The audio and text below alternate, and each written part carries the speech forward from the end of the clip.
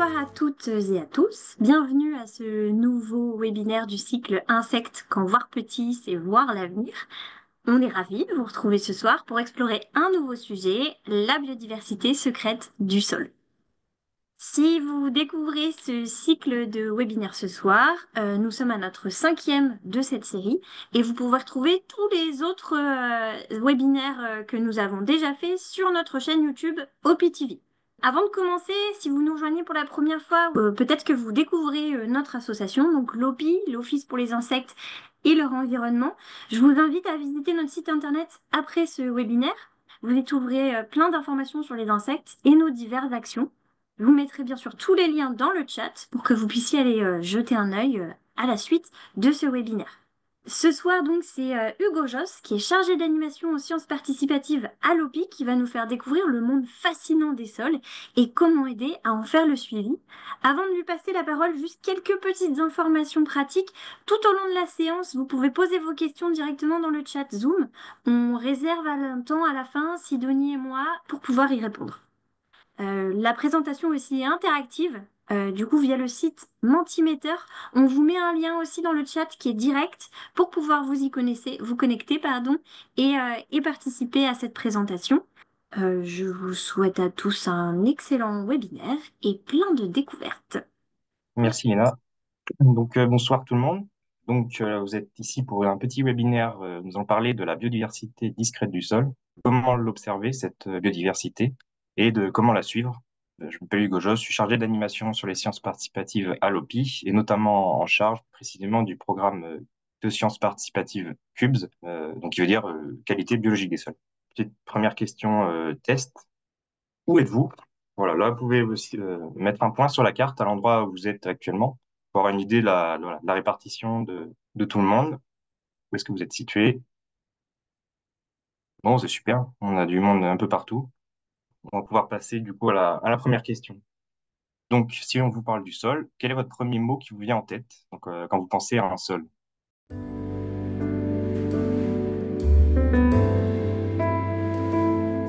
Vous avez conscience il y a du vivant dans les sols. On a des mots, on a des noms d'organismes qui vivent dans les sols. Donc, on a un ver de terre. J'ai vu un cloporte tout à l'heure, donc je vois que vous avez déjà des connaissances. Champignons aussi, ouais. Des gousiers, des colamboles, vers de terre.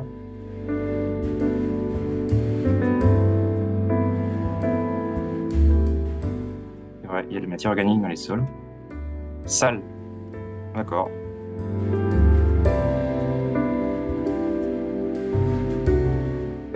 En tout cas, j'ai l'impression que vous arrivez, vous en sortez avec l'outil, donc c'est bien. Maintenant, une autre question. Les petites bêtes du sol, qu'est-ce que ça vous inspire? Donc là, c'est une petite échelle de sympathie, de 1 à 10. Vous allez placer comment vous considérez cette faune du sol. Est-ce que vous les adorez, donc tout à droite, ou alors est-ce que plutôt ça vous dégoûte?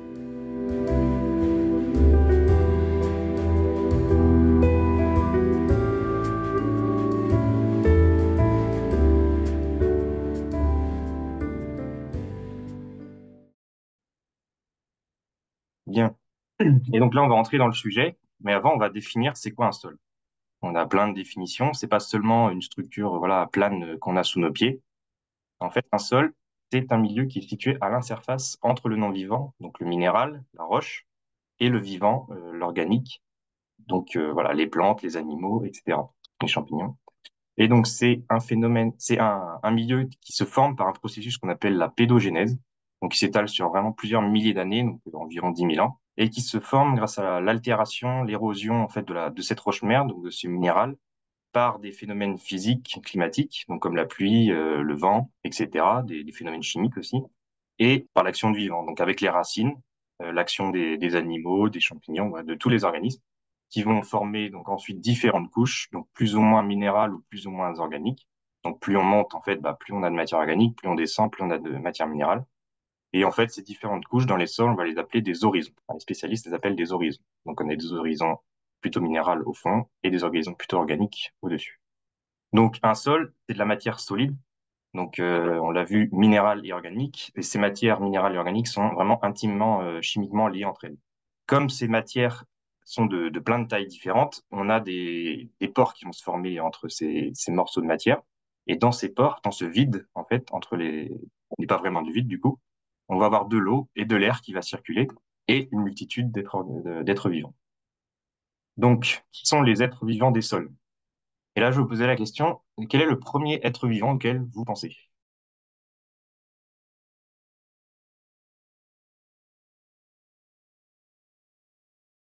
Donc, c'est vrai que les vers de terre, hein, c'est l'organisme vraiment emblématique du sol, le plus largement connu.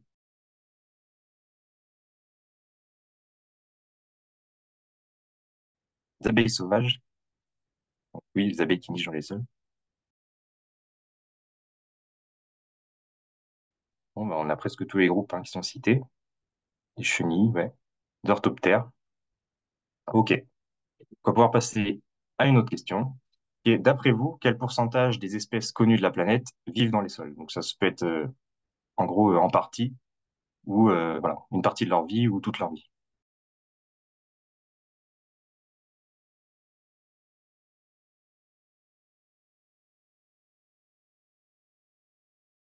Eh bien, on va voir ça ensemble. Donc là, dans les sols, eh ben, on trouve vraiment plein d'organismes de tous les groupes, des animaux, des micro-organismes, des bactéries, des champignons. Et là, je n'en ai pas mis, mais il y a les plantes aussi, donc avec leur système racinaire qui font vraiment partie intégrante des sols.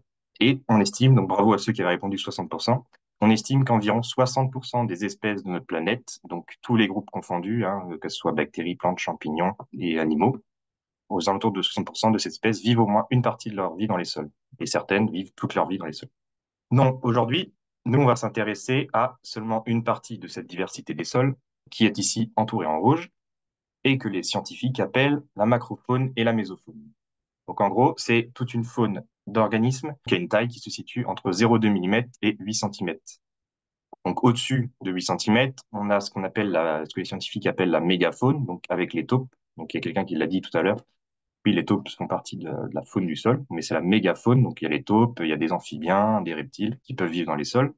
En dessous de ces 0,2 mm, on a la microfaune, donc qui va faire moins de 0,2 mm. On a les tardigrades, par exemple, que vous connaissez peut-être, les nématodes, des tout petits vers microscopiques, et là, un rotifère.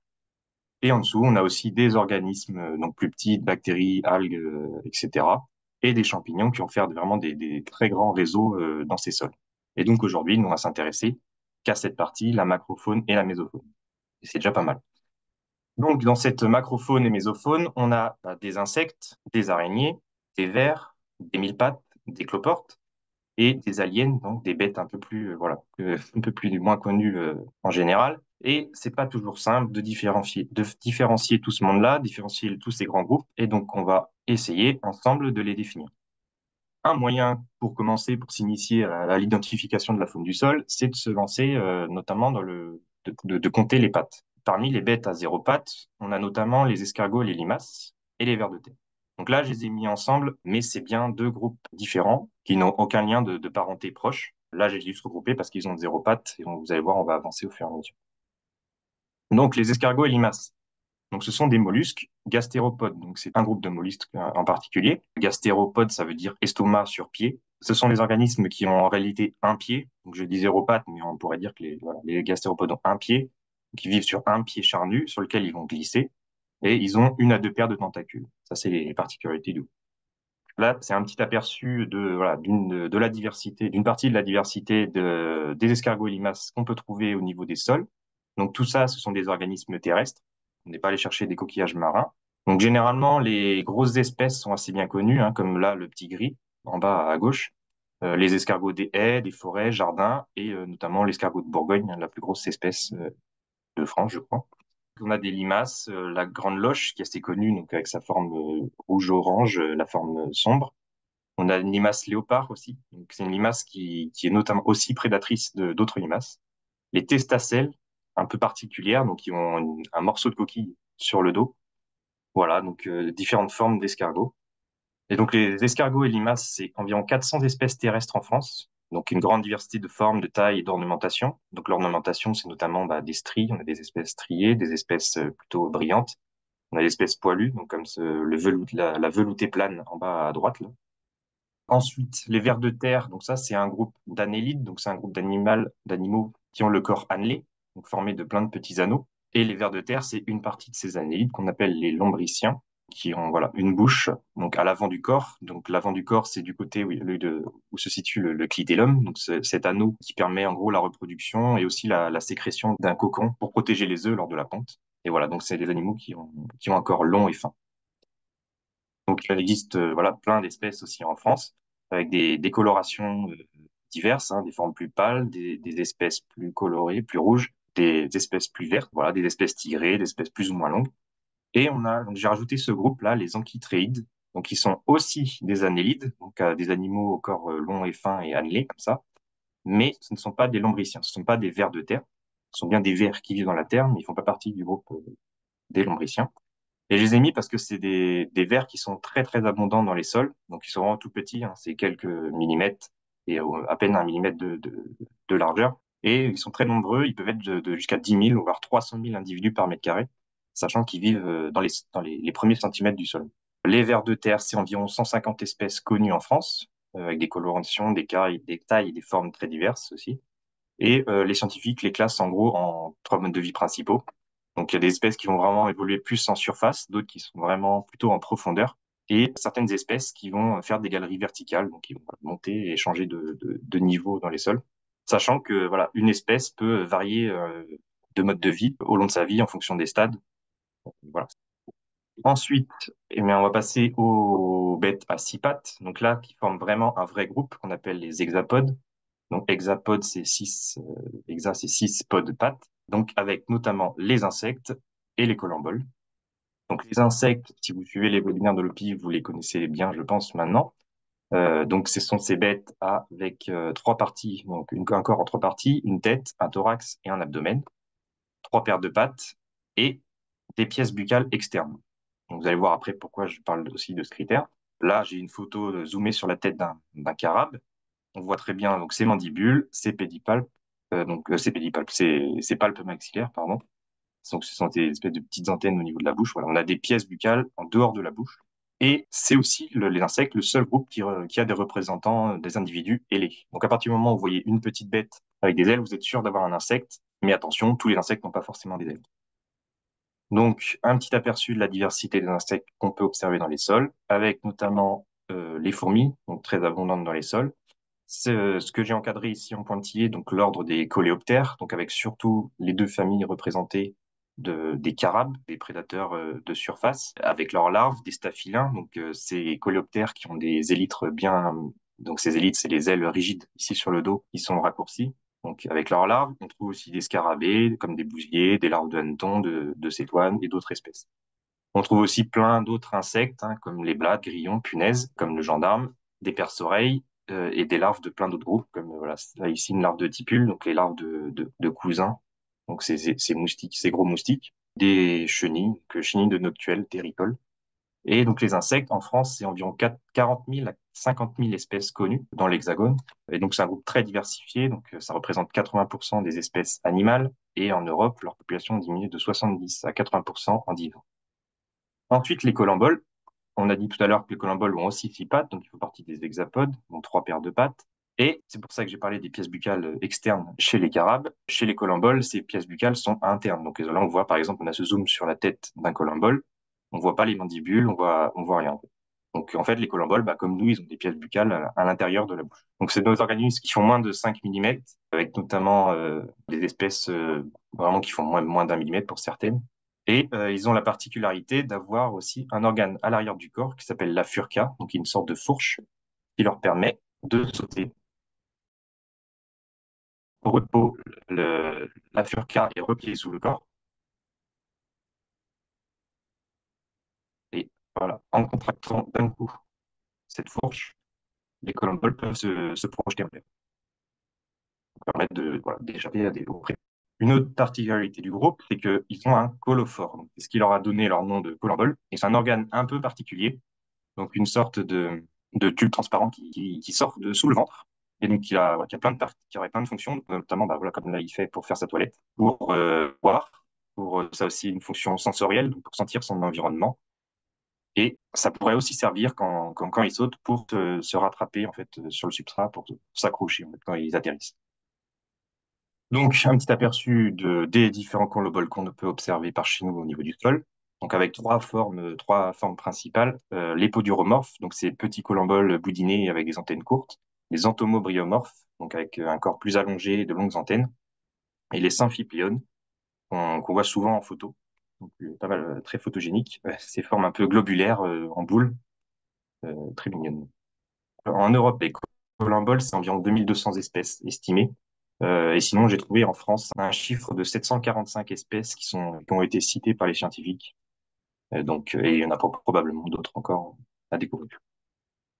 Donc, c'est un groupe qui peut être très abondant, jusqu'à 40 000 à 100 000 individus par mètre carré de sol forestier, sachant aussi qu'ils vivent en surface. Et on en trouve presque partout. Donc, on a des espèces qui vivent sur la neige, des glaciers, des montagnes, des calottes polaires, dans les cavités souterraines, donc jusqu'à moins 400 mètres de profondeur, sur l'eau. Donc, certaines espèces vivent vraiment en surface de l'eau. Et on a aussi des espèces, donc on n'a pas d'espèces strictement marines, mais on a des espèces qui vivent en bord de mer, notamment sur les flaques d'eau salée, voilà, sur les strands, dans les algues, etc. Ensuite, on a le groupe des huit pattes, donc les arachnides, les araignées, scorpions et acariens. Donc, huit pattes, c'est-à-dire que, par exemple, chez les scorpions, on ne compte pas les pinces. Donc, les pinces, elles sont insérées au niveau de la bouche. Donc, ce sont des pièces buccales, des pattes de la bouche, en gros. Et les vraies pattes des scorpions, en fait, sont situées là, vraiment serrées sur le corps. Donc, avec une petite étoile ici. Voilà. Et sinon, bah, on a des groupes qui ont vraiment deux parties visibles ou certains qui ont une partie du corps visible. Mais en réalité, en fait, ils ont bien deux parties, mais ces parties sont fusionnées. Donc, un petit aperçu des arachnides qu'on trouve dans nos sols. Donc avec notamment bah, les araignées, hein, les plus célèbres, avec les araignées loups, les araignées sauteuses, les araignées crabes, des acariens, qu'on appelle araignées rouges souvent et qu'on voit par exemple courir tout petit, courir sur des murets en pierre, des scorpions, des pseudoscorpions qui ressemblent aux scorpions mais sans la queue avec le dard et qui sont vraiment très petits aussi, ils font souvent moins de 5 mm comme les acariens. Et les opilions, donc ils ressemblent aux araignées, mais la particularité que j'ai citée tout à l'heure, c'est que eux, ils ont vraiment un corps qui rend une partie visible, donc c'est une boule avec des pattes, tandis que certaines araignées qui leur ressemblent beaucoup, comme les phoques, c'est vraiment un corps en deux parties avec des pattes. Donc voilà, pour différencier opilion d'araignée, vous comptez le nombre de parties du corps visibles. Et donc, si vous avez deux parties, c'est une araignée, une partie, c'est un opilion. Les araignées, c'est environ 1900 espèces connues en France, donc 120 espèces d'opilions, 6 de scorpions et 140 de pseudoscorpions. Les acariens, j'ai pas trouvé de chiffres d'espèces connues en France, mais dans le monde, ils sont comptés à environ 50 000 espèces sont connues. Et donc en France, c'est aussi probablement le groupe le plus diversifié des arachnides. Donc il y a probablement peut-être bien plus d'espèces que les araignées. Et dans ce groupe, ben, ils sont presque tous des prédateurs, donc à l'exception de certains acariens phytophages qui vont sucer la sève de certaines plantes, et d'une espèce, je crois, d'araignée qui est partiellement phytophage aussi. Ensuite, on a le groupe des crustacés. Donc les crustacés, c'est plusieurs groupes d'organismes hein, qui vont de 10 à 14 pattes, donc notamment les décapodes avec les crabes, par exemple. Mais nous, le groupe qui nous intéresse là aujourd'hui, c'est les cloportes, donc sont un groupe d'organismes à 14 pattes, qui fait partie donc, du groupe des isopodes chez les crustacés. Donc, des animaux qui ont un corps en trois parties aussi, donc comme les insectes, avec une tête qui s'appelle le céphalon, un périon qui est équivalent en gros au thorax, et le pléon, donc qui est équivalent en gros à l'abdomen. Donc, le périon, c'est toute cette partie avec des segments plus longs, hein, plus larges, et le pléon, c'est cette partie avec les segments plus courts et rapprochés. Les cloportes donc, ont 14 pattes et les femelles ont un marsupium au niveau ventral. Donc là où c'est dans cette poche en fait qu'elles vont garder leurs œufs jusqu'à l'éclosion et aussi les petits une fois avant de les libérer. Et ces cloportes, comme ce sont des crustacés, normalement, à l'origine, ils ont des branchies pour respirer. Donc certaines espèces continuent à respirer avec leurs branchies. Et c'est pour ça qu'elles vivent dans des endroits plutôt humides, donc sous la roche, dans le sol, parce qu'elles vont devoir garder une certaine pellicule d'humidité en fait sur leur corps pour pouvoir faire des échanges gazeux, pouvoir respirer. Et certaines ont des pseudotrachées qui leur permettent de s'aventurer un peu plus loin aussi sur Terre. Donc ce sont des petites poches d'air qui leur permettent de s'adapter au milieu aérien. Un petit aperçu aussi des cloportes qu'on peut observer dans nos sols. Donc là, je ne vais pas rentrer dans les détails de la classification des cloportes, mais on peut en gros les ranger dans trois grandes formes. pour les grandes espèces, donc avec les cloportes échancrées. Donc là, on a une échancrure ici entre le thorax, donc le périon et l'abdomen. En fait, on voit bien voilà, un resserrement, que l'abdomen, donc le périon et le pléon est moins large que la deuxième partie du corps, le thorax. On a les armadilles qui ont une forme vraiment plus bombée et les cloportes larges, donc qui sont vraiment plus aplaties et larges. Donc voilà, on a aussi plein d'autres petites espèces, notamment ce genre de cloporte myrmécophile, donc qui vit dans les fourmilières. Donc les cloportes, c'est environ 220 espèces de cloportes connues en France. Ils font partie donc avec une autre espèce de crevettes arboricoles. Donc ce sont les seuls crustacés qui sont entièrement terrestres et ils sont présents sur tous les continents en dehors des régions polaires. Et le dernier groupe, donc les groupes de 18 pattes et plus, donc les 1000 pattes, myriapodes, donc avec deux groupes principaux, hein, les kilopodes d'un côté, donc qui sont des myriapodes prédateurs, donc avec une paire de pattes par segment, et encore plus aplatis, et des pattes qui sont vraiment sur le côté. Et de l'autre côté, on a aussi un groupe qui s'appelle les diplopodes, qui ont deux paires de pattes par segment du corps, mais c'est plus facile à voir, c'est surtout qu'ils ont un corps plus bombé et des pattes qui sont plus courtes et situées sous le corps. Donc, voici aussi quelques espèces qu'on peut observer dans nos sols. Donc, avec d'un côté là, les chilopodes, avec notamment la scolopendre annelée, donc c'est une très grosse scolopendre qui vit dans le sud de la France notamment. Voilà, d'autres espèces, c'est les géophiles, donc ces espèces très longues ici, et la scutigère, donc avec des très très longues pattes, qu'on peut observer notamment dans les maisons. Donc là, il y a les symphiles, donc ils font ni partie des chilopodes et des diplopodes, c'est aussi un autre groupe de mille pattes. Il y en a un quatrième aussi, mais qui est beaucoup plus rare et plus petit. Puis ce sont des petits mille pattes blancs et vraiment tout petits. Et les diplopodes, donc là, avec plein d'espèces, dont les yules, vous avez peut-être déjà entendu parler, et les gloméris, donc ici, hein, certains mille pattes, les gloméris peuvent se rouler en boule comme certains cloportes. Pour les différencier, les cloportes, eux, comme on l'a dit tout à l'heure, ont un corps en trois parties, donc tête, thorax, abdomen. Et on l'a dit, les segments de l'abdomen sont beaucoup plus courts et fins. Donc là, on le voit ici bien par rapport au segment de la partie thorax. Alors que chez les gloméris, donc qui sont des mille pattes, déjà ils vont avoir plus de 14 pattes, mais quand ils sont roulés, on ne le voit pas, et bien ils sont très peu différenciés. Donc, en fait, tous les segments se ressemblent et on n'a pas cette dernière partie du corps avec des segments plus courts et fins. Donc les mille pattes en France, c'est plus de 450 espèces connues dans l'Hexagone pour l'instant. Donc voilà, c'est des individus plus gros, donc ils sont quand même abondants, mais comme ils sont plus gros, si on compare avec le nombre de collemboles tout à l'heure, ça va jusqu'à 350 individus par mètre carré, donc dans les sols et litières forestières françaises. Donc ce qui est déjà pas mal. Et on a des records de pattes. Donc en France, c'est Immentarium gabrielis, donc avec 354 pattes, donc qui est un géophilomorphe qui fait partie des chilopodes, donc c'est prédateur, donc qui est vraiment très fin mais très très très allongé. Et dans le monde, le record, donc c'est Eumillipes perséphone. Donc Eumillipes parce que le genre Eumillipes, en fait, il veut dire vrai mille pattes, parce que c'est un vrai mille pattes, il a vraiment plus de mille pattes. Et Perséphone, c'est en référence à la déesse des mondes souterrains, des enfers, parce que cette espèce a été trouvée dans des puits de forage entre 15 et 30 mètres de profondeur. Et donc il a 1306 pattes. Donc voilà, il est très très très long. Donc voilà, petit récap, donc des différents groupes qu'on peut observer dans le fond du sol. Il y en a d'autres plus rares autour de ces groupes, mais avec voilà, ces éléments, on peut déjà identifier le principal.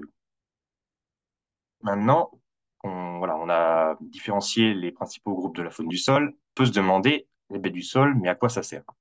Donc là, je pose la question comme ça en direct, mais en fait, quand on se pose la question, on entend souvent les questions à quoi ça sert la nature, à quoi ça sert les espèces, et ça donne un peu l'impression que les espèces, que la nature existent pour servir. Moi, je préfère qu'on parle de place, donc on se pose la question plutôt de quelle est la place des bêtes du sol. Comme ça, on n'a pas de destinataire du service, hein, parce que quand on se dit à quoi ça sert, c'est à qui ça sert aussi. Donc, est-ce que ça sert? On parle de nous, les humains, est-ce qu'on parle de la nature, est-ce qu'on parle des plantes, etc. Donc, moi, je préfère qu'on se parle des places. Quelles sont les places de la faune du sol? Quelles places occupent les petites bêtes du sol? Notamment, eh ben, une première place, c'est que ce sont des recycleurs de la matière organique. Donc, dans les sols, on a plein de recycleurs, des décomposeurs. Donc, avec notamment ce bousier qui va être spécialisé dans les excréments animaux. On en a qui sont spécialisés sur les cadavres, il y en a qui sont spécialisés sur le bois. Il y en a qui vont être plutôt généralistes, donc ils vont s'attaquer à un peu tout, les feuilles, les autres débris végétaux. Ils vont fragmenter, découper toute cette matière et avec l'aide des champignons, des bactéries, etc., cette matière organique va finir par être retransformée en matière minérale et pourra être réassimilée par les plantes. Ensuite, les faunes du sol, ce sont aussi des architectes de la structuration des sols. Donc, on a des espèces qui vont notamment augmenter la rétention en eau par leur action, augmenter la rétention en eau des sols. Il y en a d'autres qui vont plutôt augmenter la porosité, donc l'infiltration de l'eau. Et donc, on a un équilibre entre ces deux phénomènes qui font que les sols sont de véritables éponges. On a aussi des espèces qui vont faire du brassage, donc ils vont mélanger les différents éléments des sols et à toutes les échelles. C'est-à-dire que les collemboles, par exemple, aussi font du microbrassage.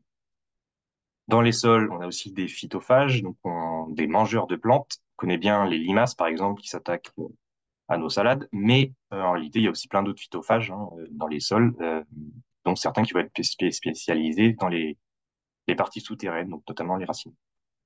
Dans les sols, on a aussi des prédateurs, donc ils mangent des décomposeurs, des architectes, voilà, en bref, des phytophages, des mangeurs de plantes, et aussi toute cette faune du sol, donc les décomposeurs et les prédateurs, servent de nourriture à des espèces plus grandes, plein d'autres espèces, des oiseaux, des amphibiens, des vertébrés, enfin des vertébrés en général, donc des reptiles, etc. Tout ça, c'est le fonctionnement normal de la nature, la place qu'occupent ces petites bêtes dans le fonctionnement de la nature. Mais si on quand même on se place de notre point de vue, nous on profite quand même de nombreux services rendus par les sols en bonne santé. J'insiste sur le en bonne santé. Un sol en bonne santé, eh ben, il nous aide à la production de nourriture et de matériaux, par la production végétale, donc la production de nourriture, bah, l'agriculture, de matériaux, bah, le bois par exemple. Les sols vont stocker aussi beaucoup de carbone, permettre de lutter contre le réchauffement climatique. Ils sont très utiles au cycle naturel de nombreux éléments chimiques essentiels à toute vie, dont nous, donc le carbone, l'azote, le phosphore par exemple. Et ils sont très utiles aussi dans la régulation donc de climat, de phénomènes climatiques comme les crues, par exemple. Un sol en bonne santé, ben, en période de crue, il va permettre à l'eau de s'infiltrer. Et en période de sécheresse, ben, il peut aussi permettre de stocker de l'eau. Et les sols aussi vont permettre de dégrader des polluants. Mais si on regarde bien en détail, en fait, voilà, quand on regarde stockage du carbone, cycle naturel, régulation et production de nourriture et de matériaux, c'est le fonctionnement normal de la nature, en fait. Nous, on en profite, on parle de services, mais c'est pas, les sols n'existent pas pour nous servir. Donc, maintenant qu'on a vu l'importance de cette biodiversité des sols dans le fonctionnement des sols, on peut se poser la question, mais cette biodiversité est-elle menacée? Et oui, malheureusement, la biodiversité des sols est menacée par les activités humaines. Donc, en premier, ben, on a le changement d'usage des sols, donc avec par exemple tout ce qui va être destruction des sols, donc pour fabriquer des routes, l'étalement urbain, etc. Il faut savoir que la destruction d'habitats, c'est la cause principale, la cause numéro un du déclin de la biodiversité actuelle. Aussi, donc le dérèglement climatique qui va agir, qui va être une menace pour la faune du sol, pour la biodiversité des sols. Les pratiques agricoles intensives, donc notamment le labour, qui est mauvais, donc trop de travail, c'est mauvais pour la faune du sol. L'usage de pesticides et les pollutions liées aux activités industrielles, notamment avec la pollution des sols au plomb. Donc on estime aujourd'hui que 60% des sols européens sont dégradés à des degrés divers. Le problème, c'est qu'aujourd'hui, on manque d'informations sur la faune du sol pour mieux connaître, mieux comprendre les effets, l'ampleur des effets sur cette faune du sol. Et donc, on peut se poser la question, la biodiversité des sols est-elle mal connue? Eh bien oui. Si on compare, donc là, j'ai un graphique qui reprend le nombre d'observations, nombre moyen d'observations par espèce pour différents groupes de petites bêtes. Si on compare, par exemple, différents groupes de la faune du sol, avec les papillons, on se rend compte que on a nettement, vraiment beaucoup moins d'observations par espèce pour ces groupes de la faune du sol par rapport aux papillons. Et voilà, donc les papillons qui ont des records là à plus de 1200 observations par espèce, sachant que les papillons, c'est 25 fois plus d'espèces que les cloportes. Donc on pourrait se dire, bah, il y a moins d'espèces de cloportes, donc c'est plus facile d'avoir des observations élevées par espèce. Mais non, en réalité, la faune du sol est vraiment trop peu inventoriée et que ce soit par les naturalistes amateurs ou les scientifiques eux-mêmes. Pourquoi? Parce que c'est une biodiversité qui est discrète, hein, on la croise moins souvent, parce qu'elle est cachée dans les sols, Les papillons, on les voit plus facilement. Et aussi parce que les faune du sol souffrent un peu de mauvaises images, hein. Les scientifiques aussi ont des biais. Cette faune du sol est peu trop inventoriée, sans doute aussi en partie à cause de ça. Maintenant qu'on voit qu'il faut qu'on se mette tous à observer la faune du sol, on se pose la question de comment l'observer et comment suivre cette faune du sol. La faune du sol, ce qui est bien, c'est qu'on peut l'observer vraiment presque toute l'année, mais avec quand même beaucoup plus de chances d'observation au printemps et à l'automne. Pourquoi? Parce que c'est des périodes plus douces, donc avec des sols qui restent humides et les températures ne sont pas encore trop élevées. Vraiment à l'été où les sols s'assèchent et donc la faune du sol ralentit son activité, et l'hiver avec les températures froides, la faune aussi ralentit son activité. Donc où observer cette faune? Au sol, bien sûr. Donc, surtout dans des sols bien couverts de matière organique, là, vous aurez plus de chances d'observer des bêtes sous les abris, donc bûches, planches, roches, etc. Donc, ça peut être dans vos jardins, les parcs, les forêts ou en bord de chemin. Comment? Eh ben, il y a plusieurs méthodes. On peut les chasser à vue en soulevant tous les abris, donc on va soulever des roches, des bûches, soulever des tas de feuilles, etc. On peut les capturer avec un pinceau souple en les poussant dans un pot, par exemple, une cuillère, une pince souple, etc. On peut fabriquer ce genre de petit appareil, donc l'appareil de Berlez. Donc il suffit de prendre une bouteille, de couper le haut, de placer un petit grillage en retournant. Bien sûr, on coupe le haut de la bouteille, on le retourne en forme d'entonnoir. On peut placer un petit grillage dessus et placer de la litière du sol. Donc la litière du sol, c'est avant la couche de surface, en fait, tout ce mélange de feuilles en décomposition, de matière organique. Et placer une source de lumière, donc chaude de préférence, donc qui va éclairer et chauffer cet échantillon de sol. Et les bêtes vont vouloir fuir la lumière et la chaleur, descendre, passer à travers le grillage et vont tomber dans la bouteille. Voilà, et sinon on peut aussi s'amuser à tamiser la litière du sol. Donc, on prélève la litière, on le met dans un tamis ou dans une passoire, par exemple, au-dessus d'un bac, et on secoue un peu pour faire tomber les bêtes dans le bac en dessous. Toute cette faune, c'est vraiment de petite taille, donc vous pouvez penser à les photographier pour les identifier. Ça vous permet comme ça de zoomer sur les photos et d'agrandir, d'essayer de rechercher des critères sur ces photos. Et sinon, si vous êtes équipé, vous pouvez utiliser des loupes à main. Et si vous avez une loupe binoculaire, c'est encore mieux pour vous amuser à les identifier. Vous pouvez aussi participer au programme de sciences participatives CUBS. Donc, le programme de sciences participatives CUBS, je l'ai dit tout à l'heure, c'est qualité biologique des sols. Donc, c'est un programme qui est vraiment à la portée de tout le monde, hein, dont les objectifs sont l'amélioration des connaissances sur les biodiversités des sols et ses liens avec les pratiques de gestion, et la sensibilisation des citoyens aux enjeux liés à la préservation de la biodiversité des sols. Donc, CUBS, c'est un observatoire qui comprend en gros 4 protocoles d'observation de la faune du sol. Donc là, je vais vous détailler principalement l'aspifaune et noctambule, mais il y a aussi donc un protocole d'observation des escargots sous un abri et un protocole de suivi des vers de terre. Vous pourrez aller les voir sur le site internet. Donc là, je vais vous présenter donc le mode d'emploi d'Aspifaune. Donc Aspifaune, c'est un protocole de suivi de la faune diurne de surface, donc diurne de jour. Donc le principe, c'est de placer un quadrat, donc un carré de 25 cm par 25 cm, et d'aller capturer pendant 7 minutes toutes les bêtes que vous allez voir en surface. Donc vous pouvez voilà, soulever les feuilles, un peu de végétation pour vous aider. Donc vous pouvez utiliser un aspirateur à bouche, un aspirateur entomologique à insectes. Pour le fabriquer, c'est tout simple, hein, un couvercle qu'on perce, on met 2 tuyaux dedans. On bouche un des 2 tuyaux avec une compresse pour éviter d'aspirer les bêtes. Donc on referme son pot. Nous, en tant qu'observateurs, on aspire dans le tuyau qui est bouché avec une compresse. Donc ça va créer une dépression dans le pot. On place l'autre tuyau juste devant la bête et la bête va être aspirée dans le pot. Voilà, ça permet de capturer des bêtes sans les abîmer, voilà, contrairement à l'utilisation d'une pince, par exemple. À la fin donc, de ces 7 minutes, on a tous nos organismes dans notre pot. On transvase tout ça dans un récipient plus grand et on photographie notre collection. Donc là, c'est un exemple de participation. Donc voilà, la personne, on renseigne aussi quand on transmet son observation quelques informations sur le site. On met des photos de l'installation, des photos du site, de la collection totale. Et donc voici tous les organismes que la personne a observés donc en 7 minutes et elle a proposé donc des identifications. Donc tout ça, ça permet d'alimenter ensuite une base de données sur la faune du sol. Le protocole Noctambule, là, c'est un protocole passif, donc en gros qui est basé sur la pose d'un piège. C'est un suivi de la faune nocturne de surface qui va vivre de nuit. C'est basé donc sur la pose d'un piège qui est un gobelet qui va être enterré légèrement sous la surface du sol, très légèrement sous la surface, parce que comme ça permet aux bêtes qui vont courir en surface de tomber, de pas se prendre le bord du pot. Donc on laisse ce gobelet pendant une nuit. On peut placer un petit toit voilà, en briques avec des pics à brochettes. Le lendemain, on vient relever son gobelet et pareil que pour la spiphone, on transvase tout ça dans un récipient plus grand. On fait une photographie du global de la collecte, des photos du site, de l'installation, etc. Et on transmet après ces observations sur le site. Donc, voici un exemple de participation où la personne a observé 5 espèces différentes, avec des carabes, une araignée, un cloporte et un columbus. Donc, Cube, c'est un programme scientifique donc, qui permet d'alimenter une base de données sur la faune du sol et qui sert du coup après à la recherche scientifique et qui permet donc voilà la sensibilisation de tout le monde à la faune du sol et à la formation aussi à l'identification.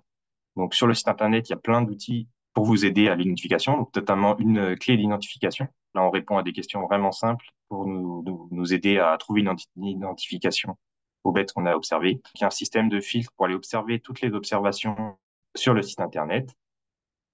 Pas de problème si on fait des erreurs, parce que la validation est collaborative, donc chaque observation doit être validée par 3 personnes différentes. Il y a la possibilité aussi de faire des suggestions d'identification. Donc, même si vous n'avez pas réussi à identifier, vous envoyez quand même vos observations parce que les autres participants peuvent vous aider à identifier et vous pouvez aider les autres à identifier. Et voilà, il y a aussi des espaces pour interagir avec la communauté, un forum, des espaces commentaires sous les collections pour que la formation voilà, se fasse entre les participants et participantes. Et donc, nous aussi, on passe régulièrement sur le site pour aider tout ce monde-là. Voilà, merci beaucoup pour votre attention. Et puis pour plus d'informations, n'hésitez pas à aller sur le site de Cubes, donc cubes.fr, et vous verrez, vous aurez plein d'autres informations sur la faune du sol et sur le programme de sciences participatives. Merci beaucoup déjà Hugo pour cette présentation. Effectivement, j'ai noté quelques questions. Sina demande les colomboles, ça se nourrit de quoi? Alors les colamboles, ils se nourrissent principalement de champignons, en fait. Donc ils sont détritivores, donc ils mangent la matière organique, mais en fait ils mangent la matière organique qui est déjà en décomposition. Par exemple, s'il y a une feuille qui est en décomposition par des champignons, ils vont manger voilà, cette feuille avec les champignons qui sont dessus. Adeline demande s'il y a un critère pour distinguer les larves de carabe et de staphylin. Est-ce que c'est disponible sur le site de Cubes? C'est pas facile. En réalité, nous, sur le site de Cubes, on différencie pas les deux. En fait, on a créé une catégorie spéciale qu'on appelait larves de staphylin et de carabe. Donc, je suis pas spécialiste du groupe, donc je sais pas faire forcément bien les différencier. Nous, dans Cubes, on les différencie pas dans notre liste de taxons prédéfinis. Agathe demande du coup, est-ce que Cubes est accessible aux jeunes observateurs et à partir de quel âge selon toi? Bah oui, c'est accessible à tout le monde, hein, tout âge. Après, quand c'est vraiment des très jeunes observateurs, c'est bien d'être accompagné parce qu'il faut être capable de prendre les photos après et puis voilà, de transmettre ses observations sur le site internet. Donc voilà, faut être accompagné, mais oui, c'est totalement accessible à tout âge. Quelles sont les interactions entre les cloportes, pardon, myrmécophiles et les fourmis? Demande Claire.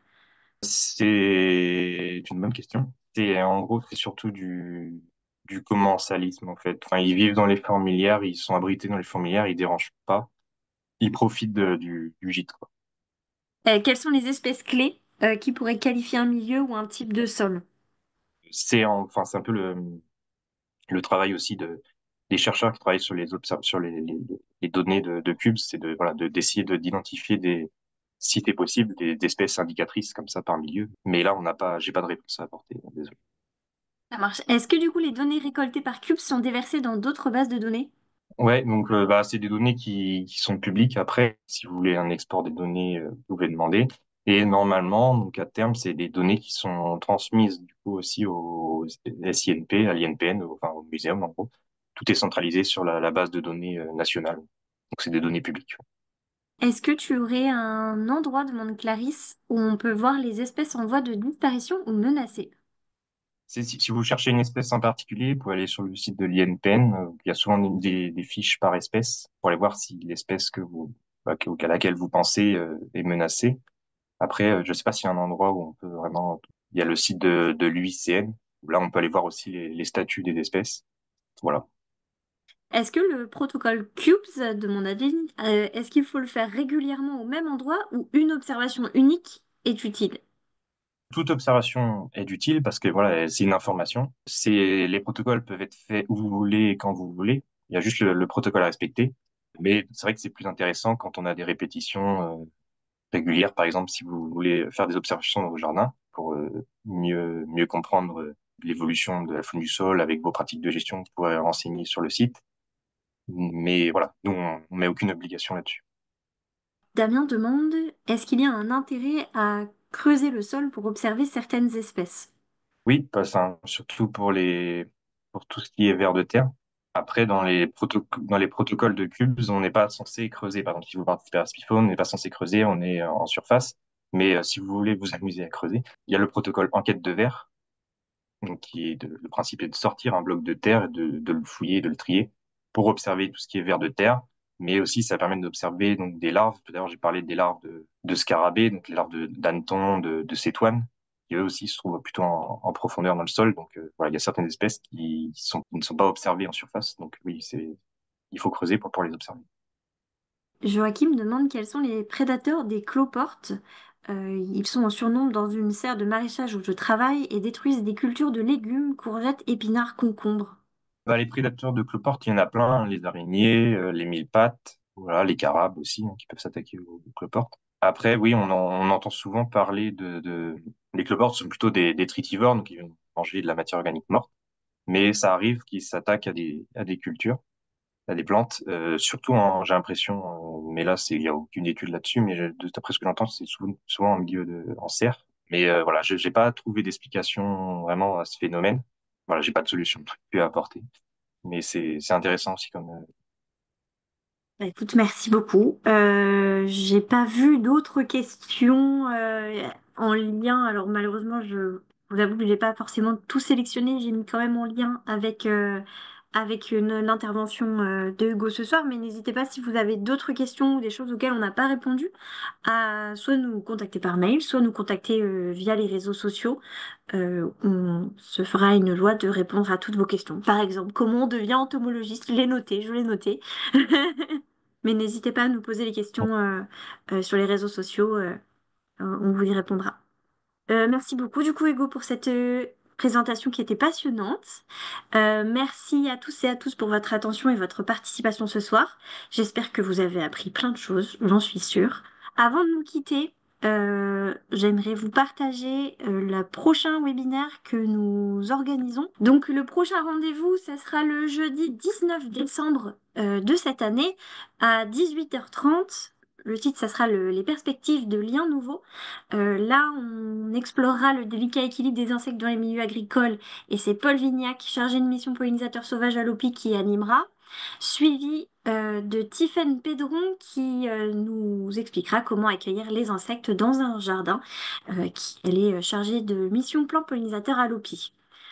Voilà, ça sera les prochains rendez-vous webinaires. Donc merci encore à tous et je vous souhaite une très bonne soirée. Merci beaucoup. J'espère que ça vous aura plu et que ça vous aura donné envie de participer à Cubes. Bonne soirée tout le monde.